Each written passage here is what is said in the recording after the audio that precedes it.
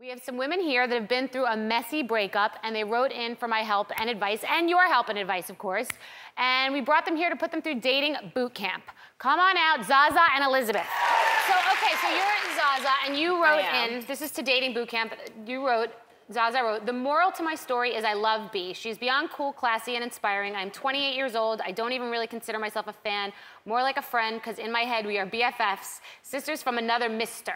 I like that. I'm single, 28, and looking, but find that men get intimidated because I can be independent and frustrating. So tell me what happened.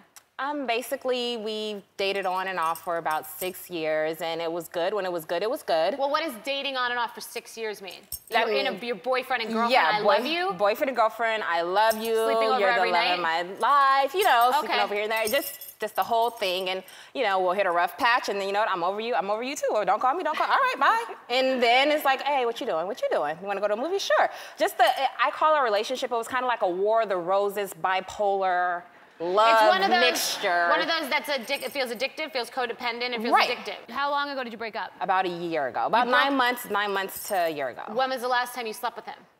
Oh, maybe a year ago. Oh, a year ago? Yeah. Oh, when was the last time you talked to him? About 9 months ago. Do you feel that he's the love of your life? I do feel like he's the love of my life, so it's hard to kind of let that go when he told me, oh, you're the love of my life, you're the love of my life, and then it's like to cut it off, and it's just like, really, is there anybody out there that's gonna rub my feet or paint my toenails or take out my tracks? Like, if a dude takes out your weave, he loves you. I'm serious. I'm so serious.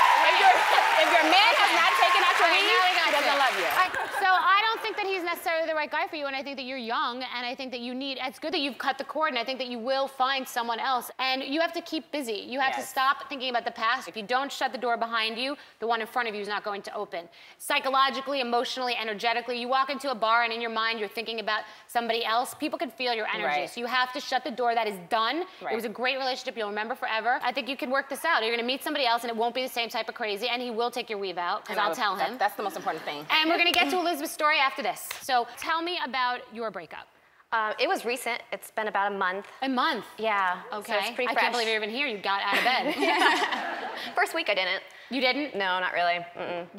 So tell me, I want to hear about that part, but first I want to hear what the bottom line is. It was a year on and off of dating. What was the off like? What was the off?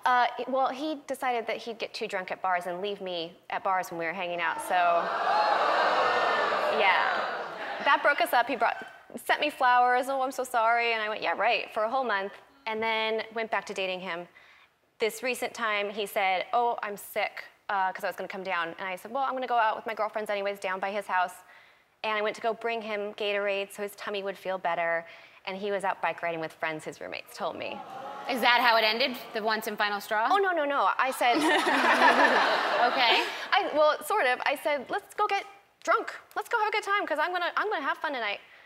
The night that you brought on the Gatorade? Yeah, I went out with my girlfriend. Okay. And so then, of course, what happens around 1:30? A drunk dial. And so... The booty call. Yeah, going, why are you doing this? Why aren't you picking up your phone? And you did the drunk dial. Yeah, we've all done it. Yeah. So drinking and phoning do not mix. Nor texting. No. So the next day, I got a text from him that was like, I don't know what's going on. Don't know. And I said, well, can we please just talk on the phone? Will you call me? Wouldn't call me. 2 days later, I texted him, still don't hear from him. And about a week after, I just kind of gave up, that he's not gonna call me, and he hasn't. The bad news is I'm so sorry, because I know that feeling, and you're trying to like get the rope, and it's just there's all slack. Yeah. You're not going to get it, you know? No. Sounds like there were red flags from the very beginning. Right. It sounds like there were signs, and as women, we all have to trust our intuition, and you got more emotionally invested as you went along. How old are you? Gonna be 30 at the end of this month. You're gonna be 30 at the end of this month. That's a good thing. Being in your 30s is great. That's a great thing. Are you feeling like you're 30 and you're getting that thing in your head that you're supposed to know what you're doing with the rest of your life and who you're gonna be marrying and all that stuff? Yeah, I think so.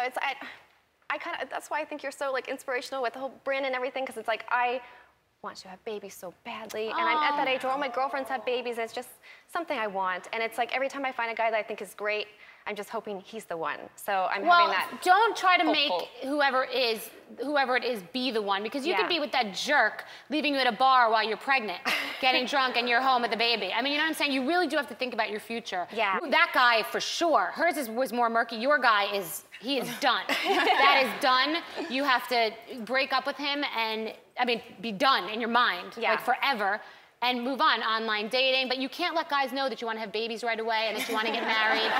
And you can't be texting guys when you're drinking, and you have to make some rules for yourself, and you have to be strong because men like women who are confident, and you can't be so accessible. This is Colleen. Nice to meet you. So you are in the midst of still being heartbroken. You went through a brutal breakup. Well, I'm actually pretty much over it. It's been over a year, so I'm over it. I know that we weren't right for each other. It's just the moving on part, like to date, and I was just navigating the new dating scene in New York. What happened to you? What was your brutal breakup? Well, my junior year of college, I studied abroad in Italy, and I met this guy who was also American, but he'd been studying in Rome for his whole college career. Instead of going to college in America. So he was basically half Italian by the time you got to him. Exactly, exactly. He spoke fluent Italian. He had his places that he went to. He knew Rome in and out. And as an American girl studying in Rome who just wants to have the time of her life, you got sucked in. I got sucked in right away. We came back to America. We actually took the same flight back to America, but he flew back to Houston, where he's from, and I flew to New York, where I'm from. So you moved to Houston. So I moved to Houston. And then tell me what happened, how the breakup happened. It was about 9 months into me being there. I got there in July, and in April, I was getting back from a family vacation in Ireland, and he picked me up from the airport and basically just said, we need to talk.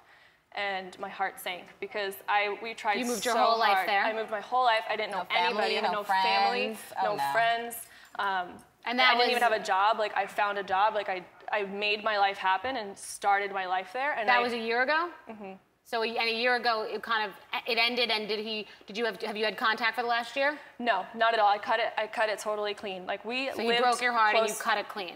But after that, I was like, you know what? I need to make my own life here. I'm gonna stay. And now you're in New York? Yeah, so I moved to New York, and I'm trying to navigate that scene in New York, yeah. You're 23, right? Yeah.